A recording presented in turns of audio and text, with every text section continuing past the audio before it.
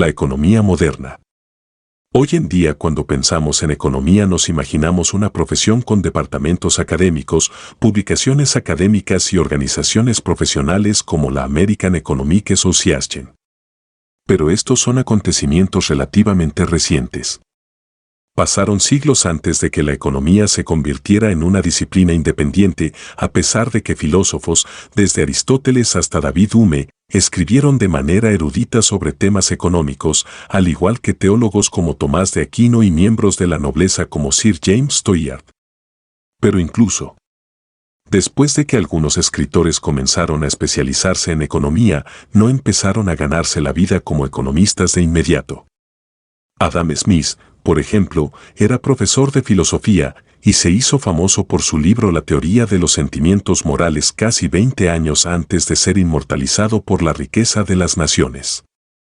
David Ricardo era un adinerado corredor de bolsa independiente cuando sus escritos lo convirtieron en el economista más importante de la época.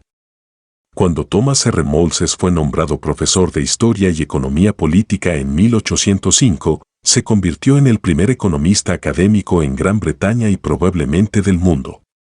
Hasta ese momento Gran Bretaña había producido la mayoría de los más importantes economistas del mundo, y continuaría haciéndolo por el resto del siglo XIX. A excepción de Malthus, la mayoría de los principales economistas británicos de la primera mitad del siglo XIX no obtenían una parte importante de sus ingresos de la enseñanza o sus escritos de economía. La economía era una especialidad, pero aún no era una carrera. Tampoco era una especialidad lo suficientemente amplia como para tener sus propias publicaciones profesionales. La mayoría de los artículos analíticos sobre economía durante la primera mitad del siglo XIX fueron publicados en las publicaciones intelectuales de la época, como el Edinburgh Review, el Quarterly Review o el Westminster Review en Gran Bretaña o el Review Encyclopédique o los Annales de Legislation et d'Economie Politique en Francia. La primera publicación académica dedicada exclusivamente a la economía fue el Quarterly Journal of Economics, publicada por primera vez en Harvard en 1886. Publicaciones como estas luego fueron creadas en muchos otros países en el siglo XX. Los que escribían para ellas eran, en su gran mayoría, economistas académicos, entre los que había estadounidenses codo con británicos, austríacos y otros líderes de la profesión.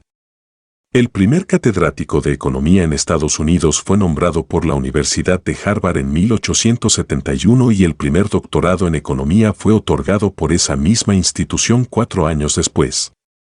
Desde la publicación de Principios de Economía de Alfred Marshall en 1890 en adelante, la palabra economía comenzó a significar a la profesión y esta a ser enseñada a alumnos con gráficos y ecuaciones, aunque las disertaciones completamente retóricas no han desaparecido del todo incluso hoy en día.